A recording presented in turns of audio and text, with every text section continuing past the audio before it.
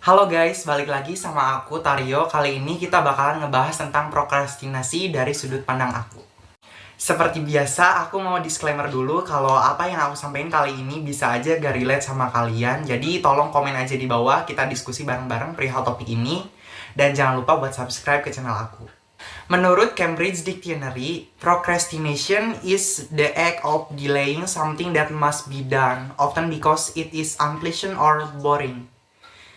Atau bahasa Indonesianya adalah prokrastinasi adalah tindakan menunda sesuatu yang harus dilakukan, seringkali karena tidak menyenangkan atau membosankan. Kalau menurut aku sendiri, prokrastinasi adalah tindakan menunda-nunda suatu pekerjaan, entah itu disengaja ataupun tidak disengaja. Baik itu si penyebabnya sudah diketahui ataupun belum diketahui. Kalau aku sendiri ngelakuin prokrastinasi itu ketika aku dikasih tugas dan merasa tugas itu cukup berat, dan aku ragu atas kemampuan aku, apakah aku bisa menyelesaikan tugas itu atau tidak. Aku merasa takut gitu, merasa takut salah, takut gagal ketika mengerjakan tugas itu. Takut nanti outputnya tidak sesuai dengan yang diminta, tidak sesuai dengan yang diekspektasikan. Nah, karena takut gagal itu, aku jadi menunda-nunda untuk mengerjakan tugas itu. Ketika aku mengalami prokrastinasi itu, aku bahkan sampai lari ke makanan gitu. Aku jajan, aku makan banyak-banyak, sepuasnya sampai habis cukup banyak uang gitu. Selama aku mengalami prokrastinasi itu. Kejadian itu aku alamin sekitar 6-8 bulan yang lalu lah. Masih di tahun 2022.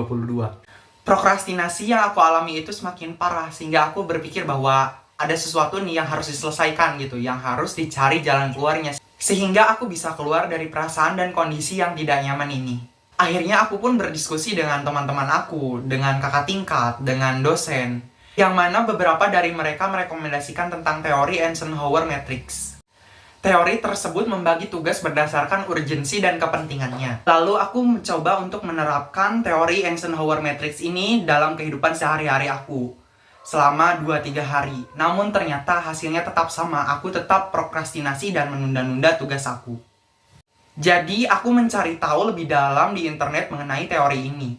Dan aku menemukan bahwa teori ini digunakan oleh Presiden ke-34 Amerika Serikat selama dia menjabat sebagai presiden.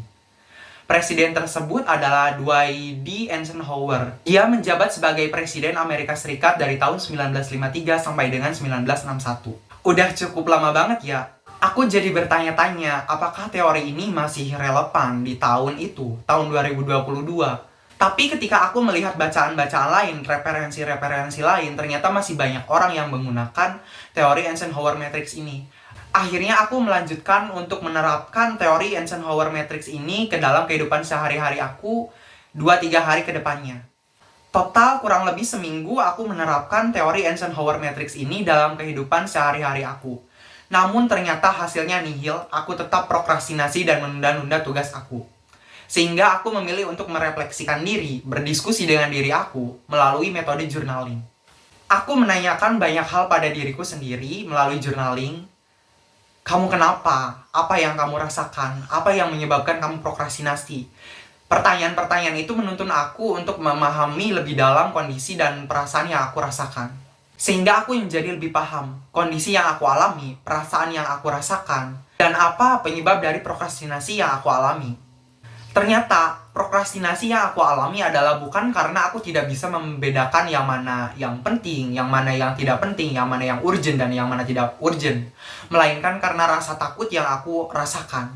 Aku takut salah, takut gagal, takut memberikan output yang tidak sesuai dengan yang diminta. Sehingga aku menunda-nunda tugas itu.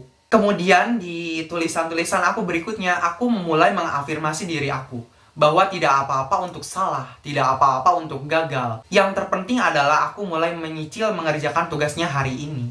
Kalaupun aku salah, kalaupun aku gagal, jika itu sebelum deadline, aku masih bisa memperbaikinya. Kalaupun sudah deadline, tidak apa-apa, aku tinggal mengumpulkannya saja. Dan jika salah, aku akan mendapatkan feedback dari dosen, dan aku bisa memperbaikinya di kemudian hari. Dari pengalaman aku yang aku ceritakan sebelumnya, aku menyimpulkan bahwa ketika kita mengalami prokrastinasi, cobalah untuk memahami kondisi kita terlebih dahulu. Apa yang membuat kita prokrastinasi? Perasaan apa yang kita rasakan? Kondisi apa yang kita alami? Sehingga kita menjadi prokrastinasi. Apakah karena kita merasa takut? Atau tidak bisa membedakan mana yang urgent, mana yang penting, mana yang tidak urgent, dan mana yang tidak penting. Atau mungkin merasa tugas itu tidak menyenangkan, merasa tugas itu terlalu mudah, atau mungkin membosankan. Ketika kita memahami kondisi kita, apa yang kita alami, perasaan apa yang kita rasakan, akan lebih mudah untuk mencari solusi atau jalan keluar dari masalah yang kita alami. Kita dapat berdiskusi dengan diri kita sendiri melalui metode journaling atau apapun itu. Atau bahkan kita butuh bantuan orang lain, kita bisa berdiskusi dengan teman kita, dengan saudara kita, dengan atasan kita, dengan dosen, dengan kakak tingkat misalkan. Atau bahkan dengan profesional seperti psikolog atau psikiater. Kita akan lebih mudah untuk dibantu ketika kita sudah memahami kondisi kita. Dan kemungkinan diberikan obat yang salah akan berkurang ketika kita sudah mengetahui kondisi apa yang kita alami dan jalan keluar seperti apa yang kita inginkan. Di sini aku mau menegaskan bahwa aku tidak bilang bahwa teori Eisenhower Matrix sudah tidak relevan. Teori tersebut masih relevan bagi orang-orang yang tidak bisa membedakan tugasnya berdasarkan urgensi dan kepentingannya.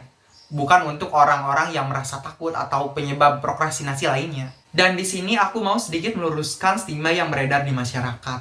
Yang mana orang-orang berpikir bahwa kita baru pergi ke psikolog atau psikiater ketika kita mengalami masalah kesehatan mental yang cukup parah dan berat. Itu adalah pernyataan yang kurang benar. Aku sendiri sampai hari ini sudah menjalani 8 sesi konseling. Dan aku merasa sangat-sangat terbantu berkat sesi konseling tersebut. Pergi ke psikolog tidak harus menunggu mengalami masalah kesehatan mental yang cukup berat terlebih dahulu. Pergi ke psikolog pun bisa untuk pencegahan.